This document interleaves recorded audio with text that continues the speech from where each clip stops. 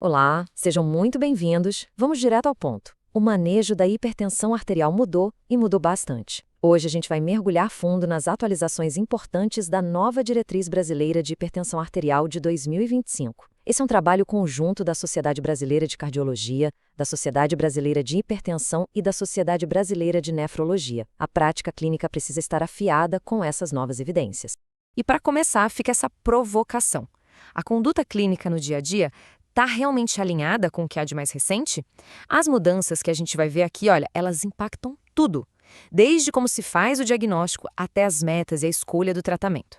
Então vamos juntos garantir que a resposta para essa pergunta seja um sonoro sim. Muito bem, vamos entrar na primeira grande mudança. A nova diretriz redesenhou a forma como a gente classifica os níveis de pressão. E isso muda a base de como a gente encara o diagnóstico e, claro, o risco do paciente. Olha só que interessante, a gente tem aqui uma simplificação que, na verdade, aumenta o nosso alerta. Lembra da categoria pressão arterial ótima? Esquece, ela foi extinta, acabou. E aquela faixa que era PA normal foi absorvida, foi englobada pela nova e muito maior categoria de pré-hipertensão. Isso é uma virada de chave, é um sinal de que o risco começa bem mais cedo. Então, o ponto central é esse aqui.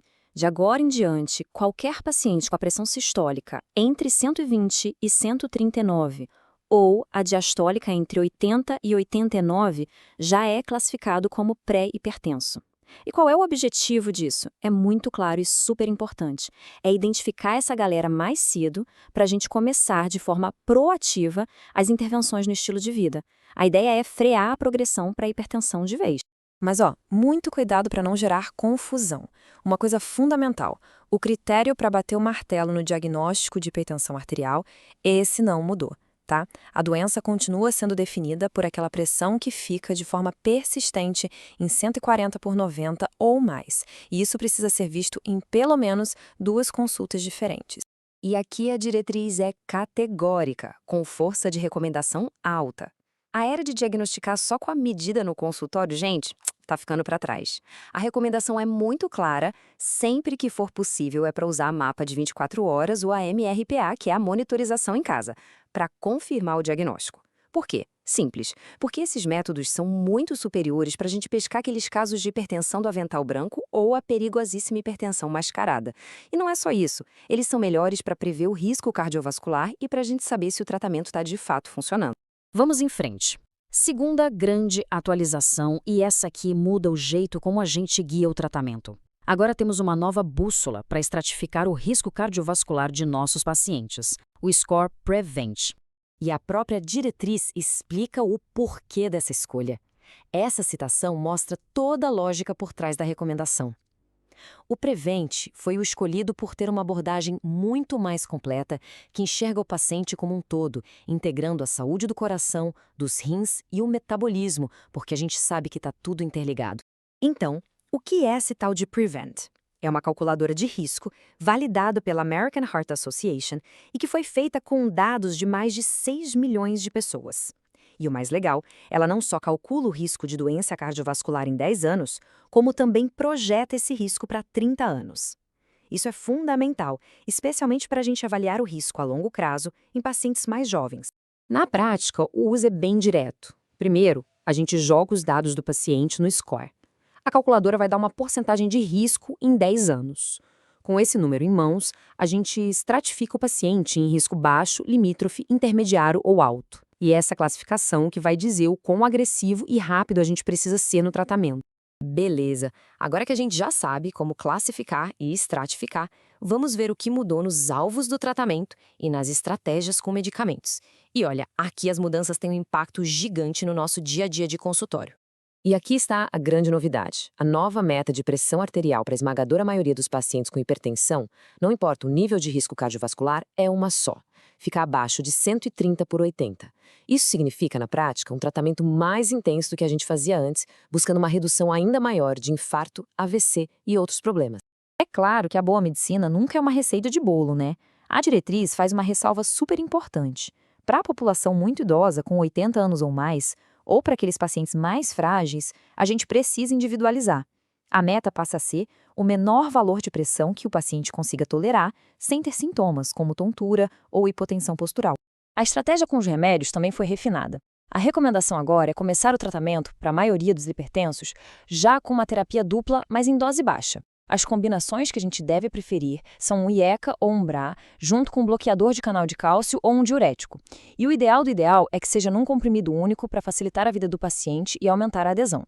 Se mesmo assim a meta não for atingida, o próximo passo é a terapia tripla. E lá na hipertensão resistente, a espironolactona se firma como a quarta linha de escolha. E por que já começar com terapia dupla? Os dados mostram o poder dessa abordagem. A associação de 2 remédios em doses baixinhas já consegue controlar a pressão em mais de 60% dos pacientes. E quando a gente vai para a terapia tripla, esse número salta para cerca de 90%. É uma estratégia muito mais eficiente que combate a inércia terapêutica e ajuda a gente a atingir as metas bem mais rápido. Agora vamos falar da base de tudo, o alicerce de qualquer tratamento, as medidas não medicamentosas que, segundo a nova diretriz, são inegociáveis. Elas são recomendadas para todo mundo que tenha pressão arterial de 120/80 para cima. E esse slide aqui mostra de forma brilhante o poder do estilo de vida. Dê uma olhada no impacto de cada medida. A dieta DASH, sozinha, pode derrubar a sistólica em até 11 milímetros de mercúrio. A perda de peso, cerca de 1 milímetro para cada quilo perdido. Restringir o sódio, fazer atividade física, tudo isso traz reduções muito significativas. Esses números provam que isso não é só uma recomendação, é uma intervenção terapêutica potentíssima.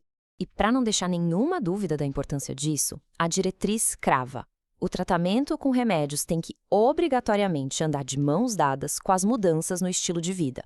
Uma coisa não substitui a outra, de jeito nenhum. Elas se somam, se potencializam.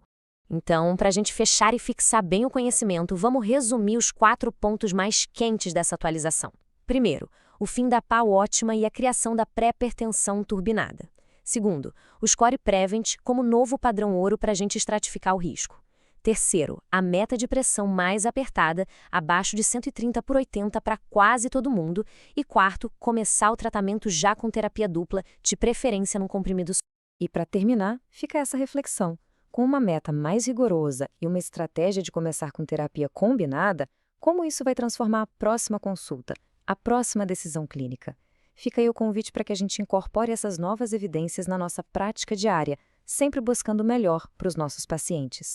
Espero de verdade que essa análise detalhada da nova diretriz tenha sido muito útil e prática para todo mundo.